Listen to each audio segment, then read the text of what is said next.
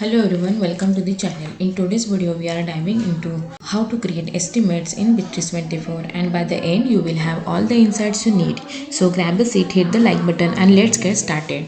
So first of all, we have to click on the CRM option, in which you will get the estimate option. So we have to click on create option. Here you can fill all the information related to the particular client and company details, and you can directly save the information. So I'm creating for the demo purpose. So I have created the estimates and I can add the product over there. Now I'm giving another product, that is keyboard, and the price is 80,000. Now I'm saving the estimate. Now you can see I have created the estimate. So if I want to send this estimate to the client, just you have to just click on the document option.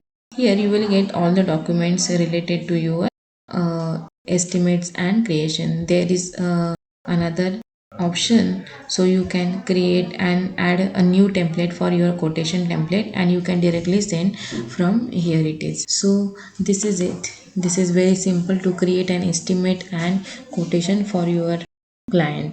Thanks for watching. If you found this video helpful, don't forget to like, subscribe, and hit the bell icon for more content. Drop your thoughts or questions in the comment below, and I will see you in the next one. Thank you.